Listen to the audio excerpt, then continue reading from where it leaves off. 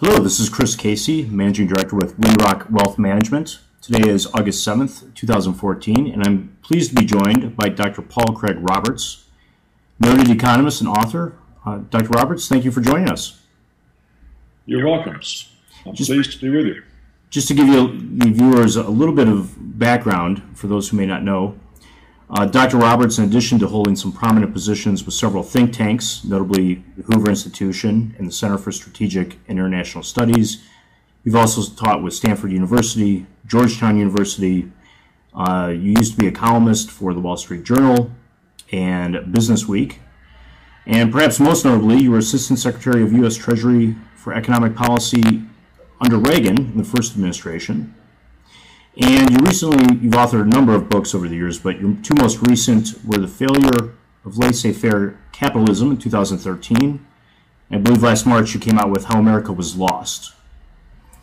So thank you. One thing I thought we would focus on, at least initially, was, as I mentioned, you were Assistant Secretary of U.S. Treasury for Economic Policy under Reagan.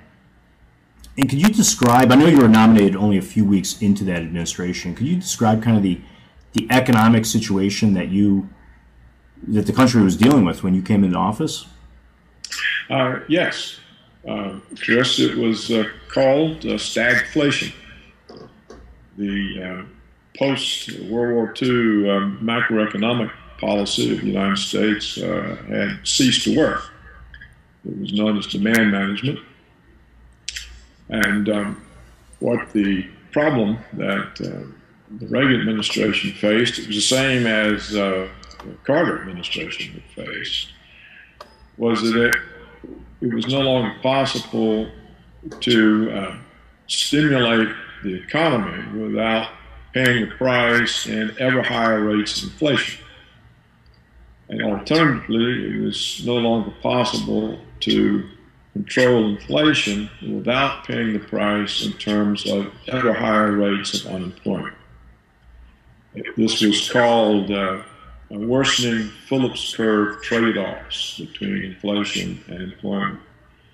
And it was a threat overall, not just to employment and consumer prices, but to the government's budget.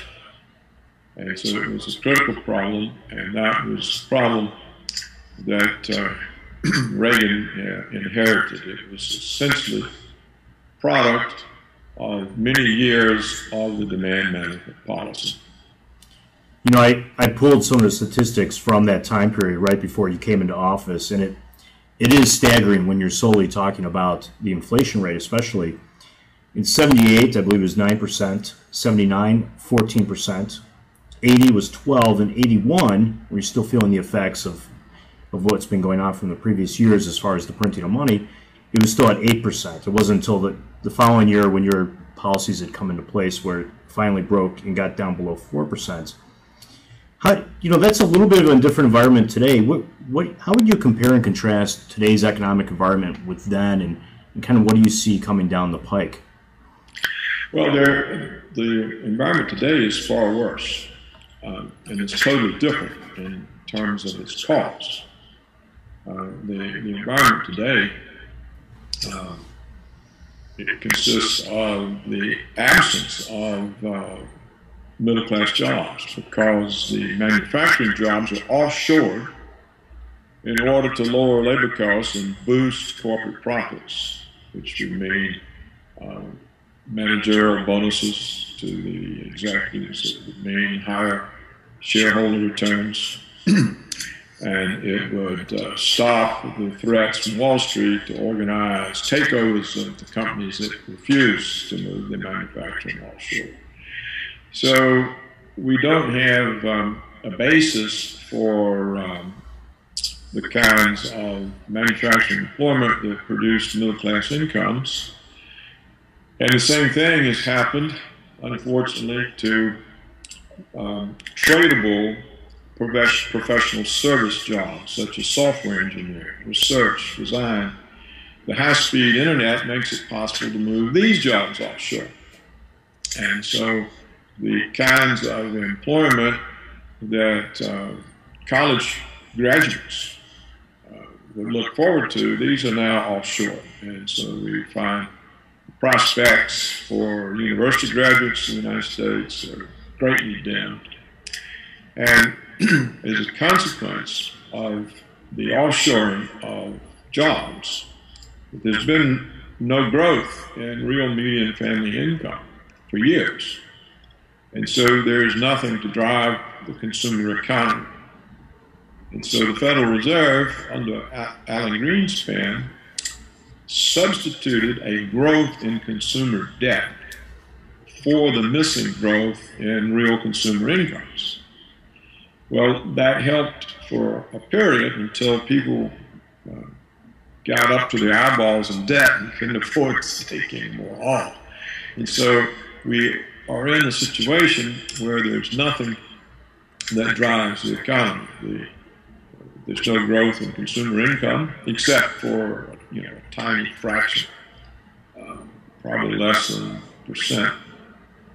And it's not possible to further expand consumer credit. So the economy simply has never recovered from the downturn in 2008 and really hasn't any prospects of recovery.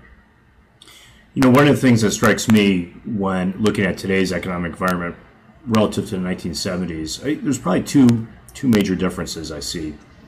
One is that back then there was certainly an atmosphere, if not a proactive movement towards deregulation, not only with Reagan administration, but even with Carter, with a few industries. And certainly we have the opposite effect going on today. And the other point was simply the debt levels are far, far larger today than they were at any point in the 70s or 80s. What would you do right now to really enhance the job prospects and the growth? What would you do to revitalize the American economy? Well,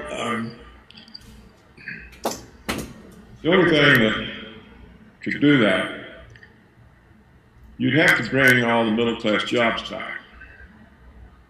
And the only way I can think of to do that is you would have to change the way you tax corporations. You would have to tax them according to the location, the geographic location in which they added value to their product. In other words, if they produce in the United States, they would have a lower tax rate than if the product they sell in the United States is produced offshore. So, for example, the Apple computers, which are not even produced by Apple, they're not only offshore produced, they're outsourced.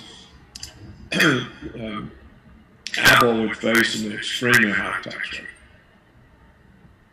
But if they produce the computers in the United States, they would face a low tax rate. So you could offset the advantage of the low-cost labor by how you tax the corporations. That's one thing you could do. The other thing, Chris, you would have to greatly increase regulation. The financial collapse was due entirely to utterly irresponsible, I would say, mindless deregulation. When they repealed Glass-Steagall, this was a devastating blow to financial responsibility. And when they removed the positions, the speculative positions on speculators, so that speculation could now dominate commodity markets, this was mindless. This was a mindless act. And the toleration of extraordinary debt leverage, this is mindless. And the conscious decision made to prevent Brooks Bourne at the Commodity Futures Trading Commission from regulating over-the-counter derivatives. She was blocked in the performance of her federal duties by the Secretary of Treasury, by the head of the SEC, and by the head of the Federal Reserve. This was devastating because these derivatives get out of control, and we now have individual banks in the United States who have derivative exposures larger than the world gross domestic product. Well, these exposures can't be covered. So all of this was the result of the belief that markets are self-regulating. Now, there were and there are kinds of regulation which are simply paperwork. And those are the kinds of regulation that the Reagan administration took on. There was also a theory that there would be better service from deregulated trucking and airlines. I think that theory has proven to be wrong. But that is a different type of approach to regulation than to simply take all of the constraints off of the financial sector that were put on in response to previous failures. And the system had worked well under that regulation. We were never faced with the type of financial collapse that occurred in 07 and 08, which has required a massive increase in federal debt and federal money creation. If you look at what the Fed's balance sheet was prior to that financial collapse, something like $800 billion, now it's over $4 trillion. This is money that the Fed printed in order to purchase bonds. So we now have the biggest bond bubble in human history, the biggest stock market bubble in human history, and the biggest dollar bubble. The dollar can't possibly have the same exchange value after $4 trillion more have been printed. And so my conclusion is that the financial deregulation that began in the Clinton administration with the Graham, whatever it was, Graham-Biley bill that repealed Glass-Steagall, this was the beginning of probably one of the most expensive operations for the American economy in its history. So I don't agree that the solution now is less regulation or that we are actually in the process of re-regulation. The replacement for the Glass-Steagall Act is weak. It's really of no consequence. It's a cover to pretend that they did something. The banks wouldn't let them put Glass-Steagall back. And this, I would stress, Chris, another big difference between the present day and when I was in the Treasury in the early 1980s is the increased power in the private interest groups. Wall Street's power today is far greater than when I was in the Treasury. So is the power of agribusiness, of the military security complex, of all the lobbies. These are extremely powerful lobbies. And to get any kind of public interest government out past these lobbies is almost impossible today. So we really don't have, a government official doesn't have the prospect of acting in the public interest that existed 30 years ago. Now, absent any measures that you would like to see taken on a macroeconomic level, how bad do you think things can get as far as economic growth or the absence thereof, as far as the inflation rate? Where do you see things headed if we continue on this path of what the Federal Reserve and the federal government's been doing since largely, especially since 08, I should say? Well, Chris, if you look at it, since quantitative easing began, we've had the most expansive monetary policy in human history. We've had the largest budget deficits. And what is the consequence? We had negative real GDP growth in the first quarter of this year. In other words, even with all the manipulated data, I'll explain it later if you like. They manipulate how they measure inflation. So this lets them produce real growth, real GDP growth when there's not any. They manipulate how they measure unemployment so they can have the unemployment rate go down even though real unemployment goes up. So even with all the manipulated data, still in the first quarter of this year, we had negative growth, almost 3%. And this is after how many years? 8, 9, 10, 11, 12, 13, 14, 5 or 6 years of the most expansionist macroeconomic policy, in the traditional Keynesian sense, ever. And yet there's no sign that it has brought the economy back, or the real estate market back, or jobs, or anything. So this tells us that there's failure, and they're hiding failure by how they manipulate the figures, how they change the definitions. So if we look at it, it's actually pretty bad in that sense that we have no economic policy that will work, or none that they know of or are willing to apply. Now, what else do we know? We know that the geopolitical actions of Washington are undermining the dollar as world reserve currency. Now, the dollar is already undermined because of the massive creation of new dollars in the last 5 or 6 years. The whole world has been accumulating dollars since the end of World War II, because the dollar became the reserves. And so the whole world looks at this huge accumulation of dollars and says, how can they hold their value when they're printing so many new ones? Because the output of U.S. goods and services are not rising commensurate with the dollars they're printing. And so the world's already nervous. And China has put the United States on notice that it's not going to accumulate any more Treasury bonds. And now we have the United States going around slapping sanctions on people. The only way the sanctions can be enforced is if the country is a member of the dollar payment system.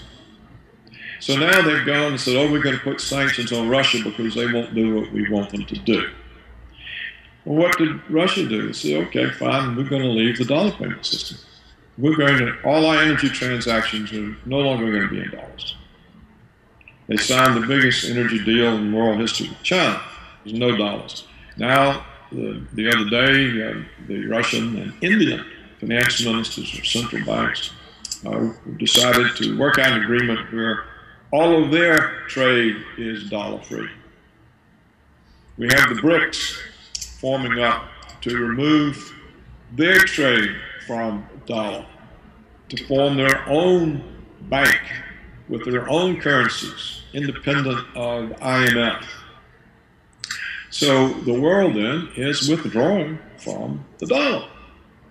Now, how long can Washington keep the dollar propped up? Now, it can always have the Japanese central bank print yen to buy dollars because Japan is a puppet state.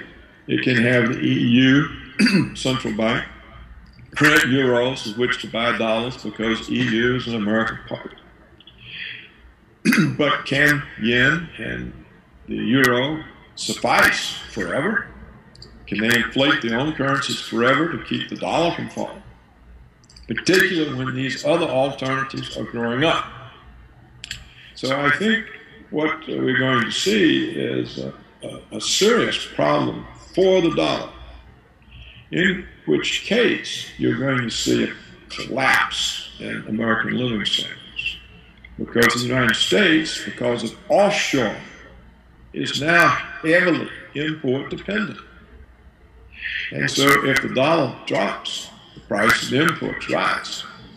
And you've already got people in the United States who can barely survive already. And we can see the adverse effect of the loss of consumer income on the fact that the middle class stores, Macy's, Sears, JCPenney, they're closing down many stores. And now this is spread into the dollar stores. 2 of the 3 dollar chains are in trouble. One of them is closing hundreds of stores and is being purchased by the only dollar chain that is still succeeding. We see even for the last 5 quarters, Walmart sales are in decline. So you've got people who already can't even afford to keep the dollar stores in business. If the dollar takes a hit, because people say, look, we don't need to be in the dollar system anymore because we all have tradable currencies now. This is not the aftermath of World War II, when the United States was the only extant economy on earth. All the rest were either destroyed or still in third world status. But now there are many economies that are able to produce things and whose currencies are acceptable. So I think what you'll see is a move away from having a world reserve currency that's no longer needed, and people will simply trade in their own currencies. And therefore, you will see a collapse in the dollar's value. When is this coming? I don't know, but it looks like Washington is absolutely determined to produce that, because they gave priority to saving 4 or 5 big banks. And to save these banks, it created an enormous amount of new money. And they give priority to bullying other countries. If you don't do what we tell you to do, we're going to put sanctions on you. Well, it is shocking how quickly, really, the dollar has eroded its status as the reserve currency, as well as just its proportion of their national trade over the last several years. So you mentioned that the dollar previously, 3 bubbles that you saw in the works: the dollar, U.S. Treasuries, bonds, the U.S. equities, the stock market in general. Do you have any thoughts as to how that plays out? Whether they're sequential, whether they all take a hit at one time? I know you said that you can't predict exactly when the dollar is going to collapse, but do you have any thoughts as to those other 2 markets? What surprises me is how long it's going on. I can't imagine anything like this going on beyond a week, back when I was in the Treasury. So it looks like the markets are manipulated to the extent, and people like it because they can get rich another day. So if the stock market is a bubble and if people are closing out their positions at the end of the day, then, it's bad, because I think I've demonstrated, along with my co-author Dave Cranston, in various articles, that it's conclusive that the gold price is being manipulated in order to prevent pressure on the dollar. I think this is conclusive. We have shown conclusively that at the least busy times of gold trading, out of the blue will come enormous amounts of future contracts dumped in the market for the sole purpose of driving down the price, causing stop loss orders, causing margin calls, increasing the sales. And all of this is designed to prevent the rising price of gold from raising questions about the value of the dollar. So the Fed had to resort to this in order to protect the dollar from quantitative easing. Now, I say the Fed, it's their bullion banks, who are the Fed's agents, who do this for them, but it's clearly with the approval and appreciation of the Federal Reserve, because otherwise the constant printing of dollars in order to purchase bonds, in order to support the balance sheets of the banks too big to fail, in order to help, and also to help finance the massive federal deficit at low cost. This money creation was driving the gold price crazy. You may remember in 2011 it hit $1,900 an ounce. And at that point it looked like the dollar may break. And that's when this new type of intervention began, of massive shorting of gold in the futures market.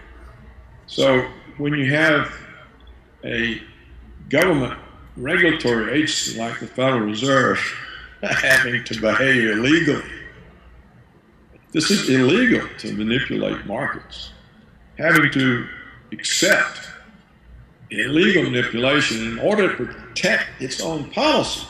You can see how much trouble policy is in. You can see how rocky the situation is. And so, I don't know when it's going to come apart, but it certainly will. I mean, if we can conclude that, oh, well, the way to be rich is to print money. And I suppose based on those comments, and by the way, I've seen a lot of good data on the gold price, and what's particularly intriguing is the overnight, at least for the North American, European markets, the overnight trading.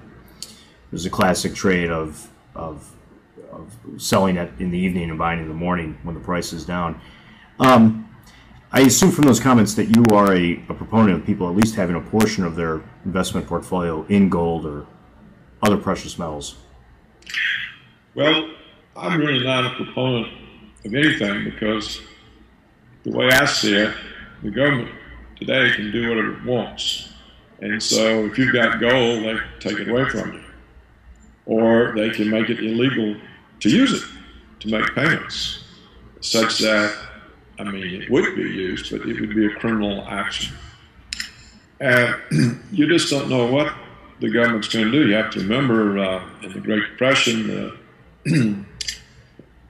Franklin Roosevelt required everybody to turn into gold. As soon as they did, he raised the price.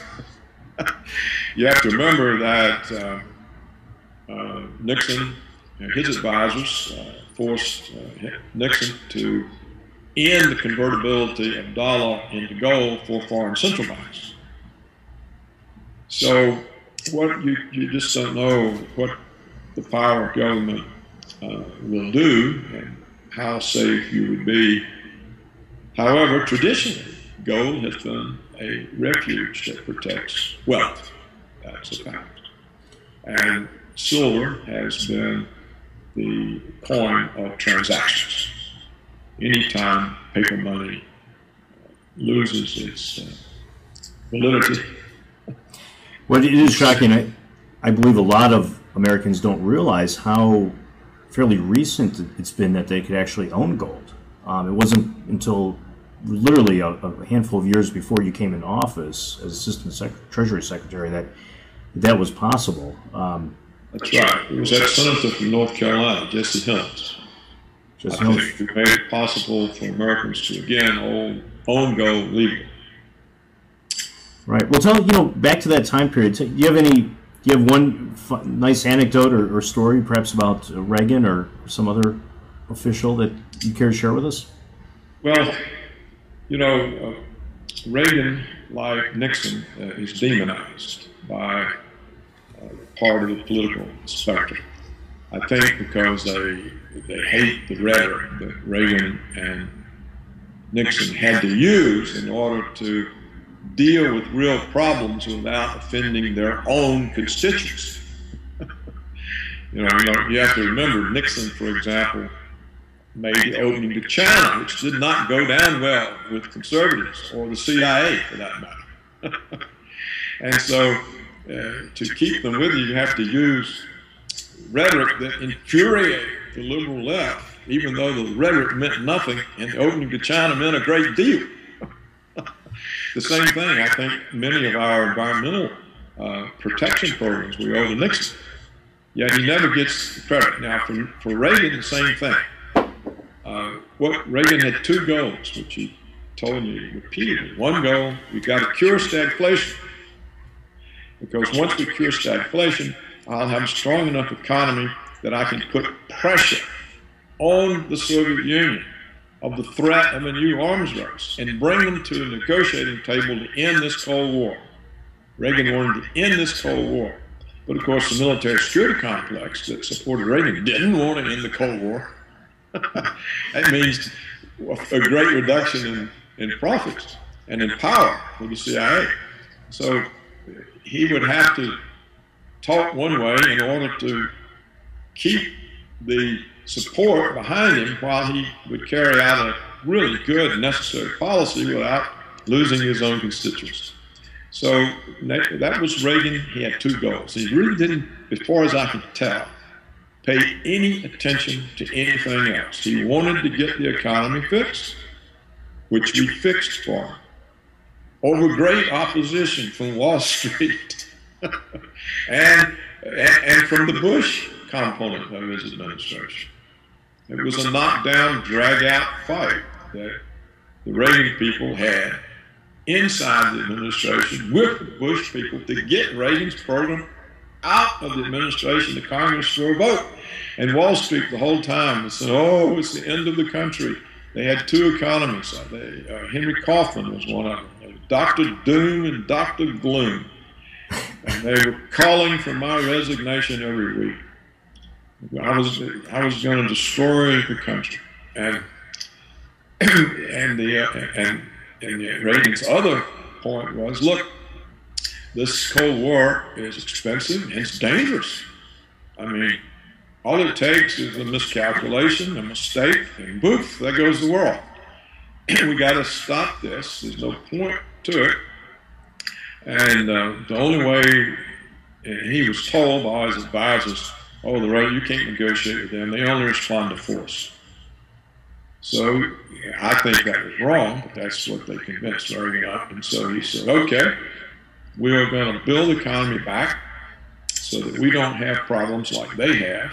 And then we're going to say, okay, you guys, you want to end this, otherwise we're going to bury you. We're starting arms race. This is when he created that Star Wars stuff. He had no intention of developing Star Wars. It was a threat to add to the restored economy, to make Gorbachev say, okay, look, let's work this out. And that's what they did. So Reagan was successful in his two goals. And everything else that happened, I don't think he paid any attention to. I don't think it was something that he was interested in. Well, I remember that evening he unveiled SDI, the Strategic Defense Initiative, quite clearly, publicly.